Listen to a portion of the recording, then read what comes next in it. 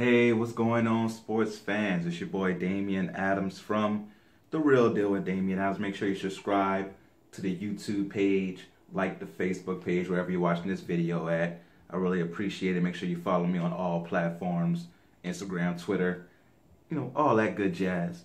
And today I am doing my second installment of my NBA League Pass breakdown. And the game that I'm reacting to today is Rockets versus Mavericks. Very good game, very entertaining as the Dallas Mavericks pulled out the victory 107 to 104 over the Houston Rockets. And a game where it looked like the Rockets were going to pull away in the fourth quarter. They were up by 8 points with a little over 3 minutes left when Luka Doncic went on a personal 11-0 run to pull ahead and give his team the victory. And when you have a rookie in the fourth quarter having that confidence, that fearlessness to take over a game, get you step back threes, hit open corner threes, which doesn't sound like much, but in that moment when you're open by yourself, you feel it. Oh, your heart starts beating fast. What's your heart beating for? You scared. You feel that. So for him not to buckle in those moments at all and carry his team to the victory, Dallas has something special in that kid. And I also saw early in the game a defensive spirit about him, a defensive want to.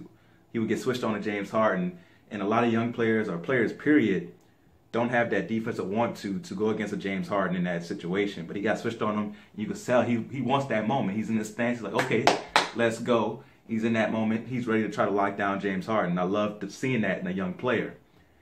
Houston just doesn't seem right. It definitely wasn't Carmelo. It's something about the team as a whole just doesn't have the same spirit as they did last year. It's easy to point to the loss to Trevor Ariza and Luke Mbah as the causes. But in this game, they played decent defense, especially when they got the lead in the fourth quarter. To get that lead, they had to go on a very good defensive stretch and make the Mavericks go into a bunch of tough shots before Luka went on that personal run. But once Luka went on that run, it seemed like the pressure started to bust the pipes. You had Chris Paul missing 2 free throws during that run.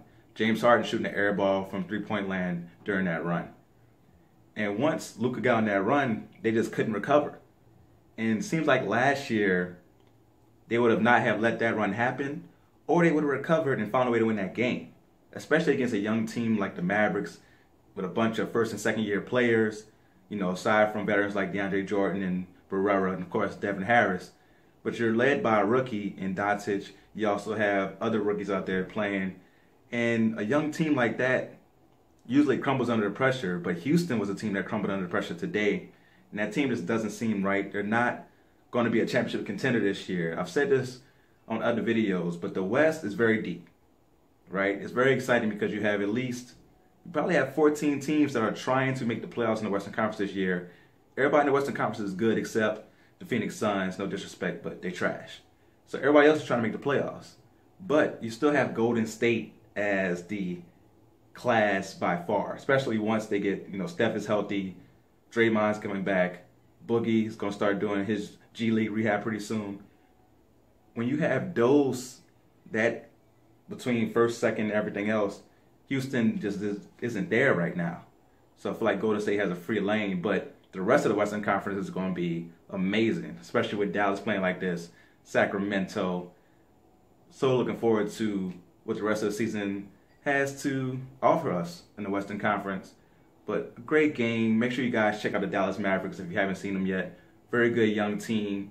And Dirk's not even playing yet. I wonder if he's going to get in the rotation or not. Once he comes back, seems like it's, almost, anti-religious to say that Dirk wouldn't play. But I don't see where he gets in the rotation. We'll see. But until next time, make sure you follow The Real Deal with Damian Adams. Subscribe to the podcast, YouTube, Facebook, all that good stuff. I appreciate you. And until next time, go real or go home.